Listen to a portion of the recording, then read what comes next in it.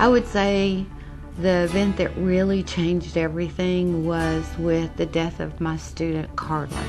So Carla was my real benchmark because she was the 5th student that I buried that year.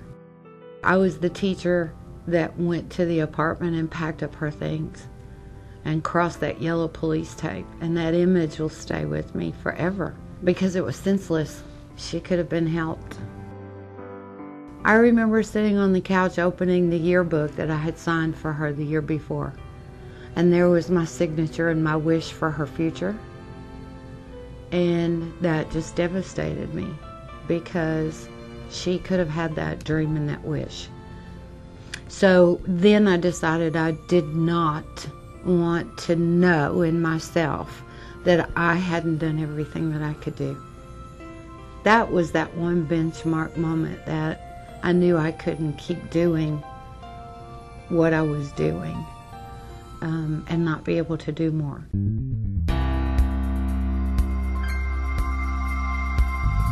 There weren't charter schools at that time. I just felt driven to just seek information and figure out what to do. I enrolled in graduate school, and I was in class, and someone stood up in a presentation and talked about this brand new thing called a charter school. So that piqued my interest. When I started daydreaming about the school, I talked it out actually with my mom and said, here's what I would really like to do. And she said, why don't you name it Winfree? I started tickling, and I looked it up in the dictionary and saw that the word win means to achieve of one's own accord. And then I looked up the word free, and free means free to move about and make choices or decisions. And that was the freedom I don't think Carla ever had, or those students. I don't think they were given the tools to achieve what they really wanted of their own accord. They didn't have the support systems or the path or the guidance to do that. By taking away the win, they never were really free to just get through high school alive, to be able to make smart decisions to keep yourself alive, just to be what you want to be when you grow up. Carla, if she had a place to bring her baby to school, maybe she wouldn't have quit. But I was always told we could never do that. We can never do that.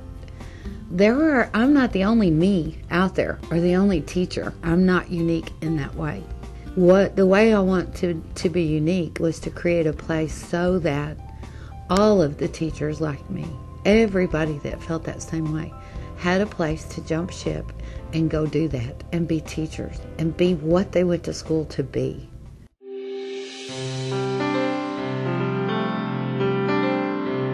Well, before it was a charter, you have to jump off somewhere.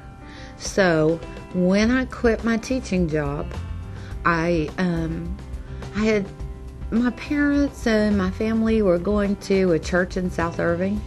So I approached these 2 Baptist preachers after church at night and said, could I just meet them in their office and that I would bring snacks? Well, that was real important. And when I showed up, I had them at Pepperidge Farm. That was my best bribery. That's all I had to offer. That and an idea. And I told them what I wanted to do. I knew that there were homeless kids in the church. There were homeless families that went to that church. Could they just give me a room in the church for free? Because I did not have any money. And then I would just be the teacher. We would just have school. Me and a handful of the kids. And so they said, okay. And then there were a couple of church people that heard about what I was doing. And they stepped up and said, if you'll help this family, we'll pay their tuition. So it started to grow little by little. I sold my house. Couldn't afford to keep that up. And I did have 3 kids still at home. I had enough in my budget to pay groceries and rent and gas. That's all I needed. And it worked. So we started off with one phone call. I put a little ad in the paper, and I got a phone call right away. And then another and another. So I started the school mid-year, opened in January, and had 11 kids. I needed a computer, so I went to, back then there was still Montgomery Wards, and I had just enough to buy one Packard Bell computer. And so we had one computer in the back of the little church and the 11 kids. We had a full graduation for our first little group of kids that graduated, and we just had 3 or 4 actual graduates. And then each kid, of course, had some kind of ceremony, of accomplishment or an award. Meanwhile, there was a lot to do to fill out your charter application, to create a nonprofit, and then go before the State Board of Education and ask if there are only 2 openings for a charter left in the state, why would you get one instead of everyone else that was there competing for the charter? So it made sense to me to bring 2 of the kids who most benefited from the school, put them in a car. We made a little caravan to Austin, and I just put those 2 in front of the state board, and they just cried when they heard those kids from their heart, because you can't pretend the stories and how they felt about their school. And they saw that, and they granted the charter, and that was it. So that turned everything around. Then I could move from that little space and rented a little 1,200 square foot building in a warehouse district. And we overgrew that space before it opened. In the summer, we got the charter in May, towards the end of the year. They let you know at the end of May you're going to have a school in August to get ready for. Okay, well, I can manage that, and I had an incredible support team that knew firsthand what the school could mean to people and what it meant to their family. The community began to hear about it, and another charter school in town was struggling. So the teachers came to me over the summer and said, will you help us? This school is struggling.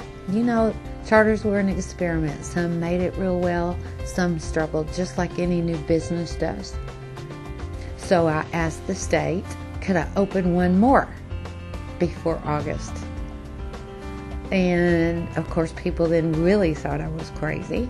But I told this team of teachers, you go find a building and you get somebody to lease us the building with no money, because I don't have any money. The state doesn't start paying you until 6 weeks after school starts. So they went out, and by the end of that day, they found a building and found a landlord that was willing to let us just move in his building. So we actually had 2 schools open by August. Then in the fall of that year, by Thanksgiving, that failing charter sister school was also failing in Richardson. And so they said, well, you have a charter. Could you just open one more? So by Christmas of the first year of being a school, I had 3 charter schools in the Metroplex, open, running, and staffed. All of a sudden, everybody is working night and day, and these schools are spreading all over the place, and before you know it, there are 6 schools, and there are now not 9 or 10 kids, but we have to go farm it out to a big auditorium, and there's standing room only, because people all want to come and see this miracle. So Mom and Dad don't just go to graduation, but Uncle Joe's all over the country can't believe that kid finally got it across the stage. So they all want to come see this. Within 3 years, we had graduation at the University of North Texas, and now we're filling stadiums. And it happens so quick.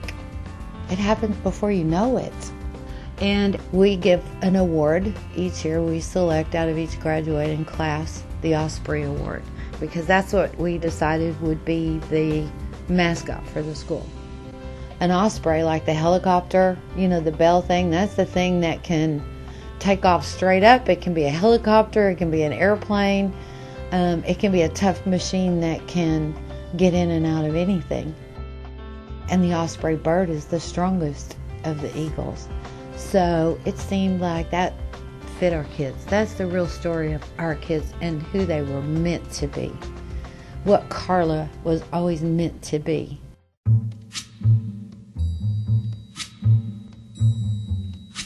If high school is that last stop before the real world, before college, then it needs to resemble something like the real world. And in the real world, we have families, we have problems, we have secrets, we have bad days, and you're not allowed to have those in public school. Do you know what mamas do when their babies graduate high school? They run out there after them. All the families do. Everybody's seen that. A scene at Winfree, the mamas run up to the stage to thank me, to thank their teacher, to thank their principal, to make sure somebody here knows while they're crying and looking at you, you saved our kid's life. He would or she would be dead if we didn't have you.